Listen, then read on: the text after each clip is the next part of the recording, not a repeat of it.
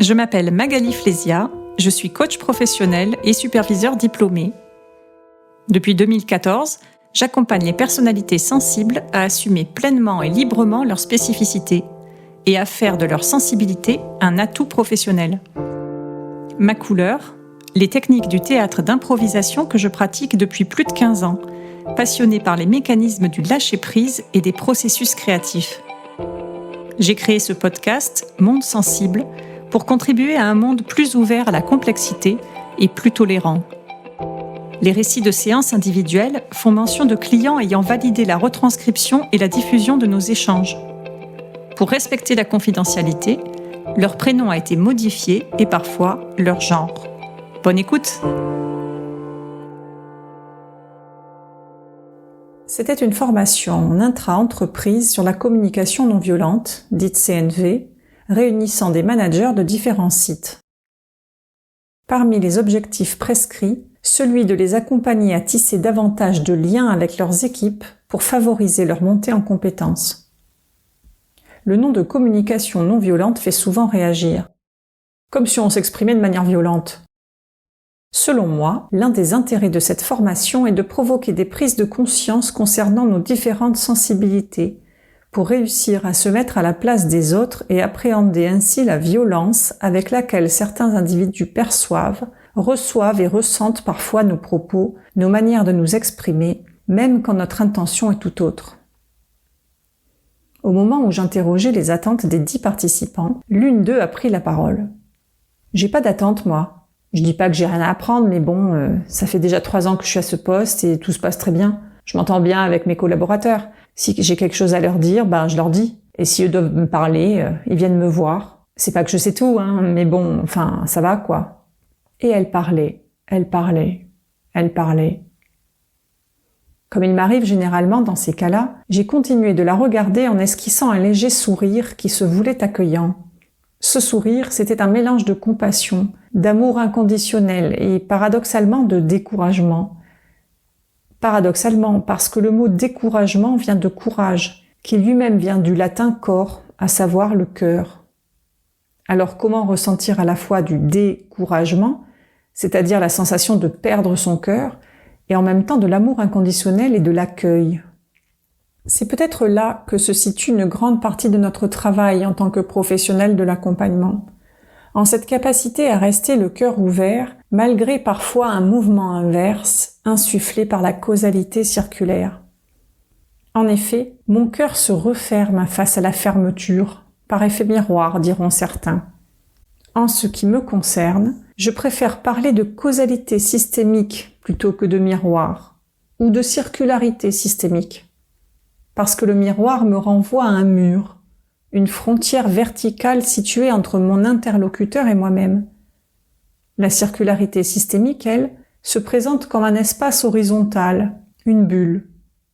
Dans tous les cas, je considère que je ne suis pas seulement face à, je suis avec, à l'intérieur. Ça ne parlera peut-être pas à tout le monde, mais dans ma représentation, ça change tout. Je souris, d'un sourire un peu coincé, tiraillé par mes paradoxes. L'ouverture doit primer pour laisser la participante libre de s'approprier le cadre dans lequel elle vient de pénétrer et limiter ses résistances. Ok, je comprends que tu n'as pas d'attente concernant cette formation, mais du coup, qu'est-ce que tu peux te souhaiter à toi pour ces 2 jours?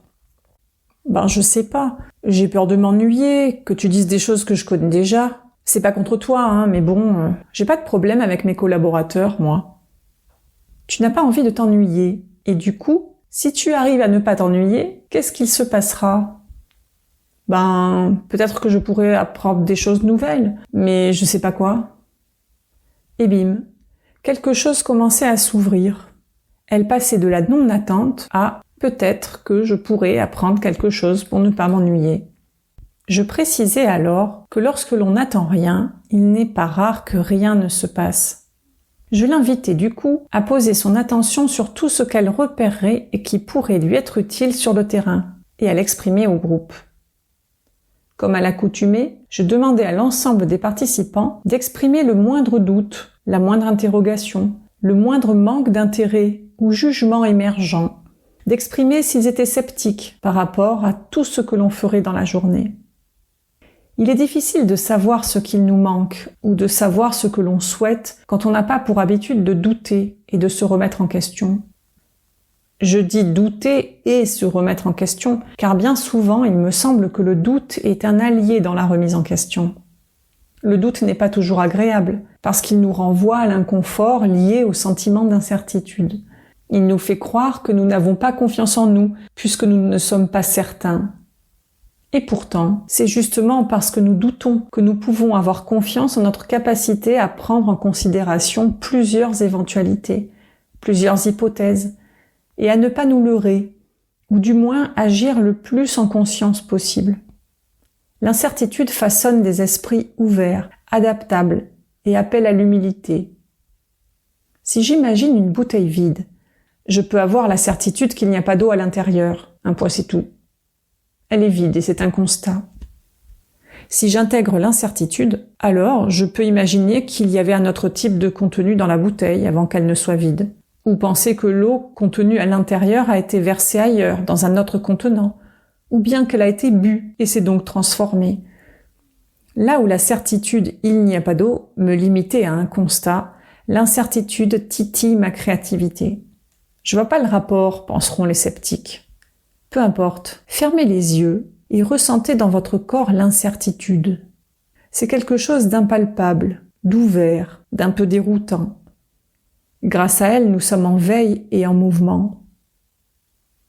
Notre participante au top, que j'avais invitée à identifier tout au long des 2 jours les graines qu'elle pourrait emporter avec elle, au-delà de la formation, exprima au groupe, au moment du débriefing, son souhait de s'adapter aux différentes personnalités de ses collaborateurs. Elle avait perçu l'impact qu'elle pouvait avoir sur ses relations, même au-delà des mots. Elle avait identifié au moins 2 cas dans lesquels elle avait envie de mettre en œuvre la communication non violente pour aller chercher les feedbacks. Regarder ce qui se passe à l'intérieur de nous et tisser des liens avec notre propre manière de faire ou d'être au monde demande selon moi du courage. Bien souvent, nous avons l'intuition de notre impact sur nos relations et les situations que nous vivons. Et pourtant, ces liens sont parfois si difficiles à identifier que nous minimisons notre part d'influence et de responsabilité. Aujourd'hui, je travaille en collaboration avec des professionnels de l'accompagnement, des dirigeants et des particuliers que je qualifie d'éclairés. Si illuminer est une insulte, éclairer est une nécessité. Vous la visualisez, la lumière ? Délicate et caressante, posée sur la surface. De l'autre côté, l'ombre, forcément. La lune est ainsi. Chaque cratère est la trace d'un impact. Et pourtant, elle est si belle, suspendue dans le ciel, à la fois douce et puissante.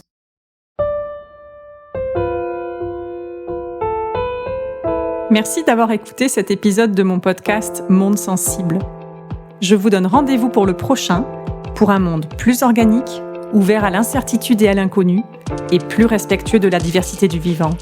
À bientôt!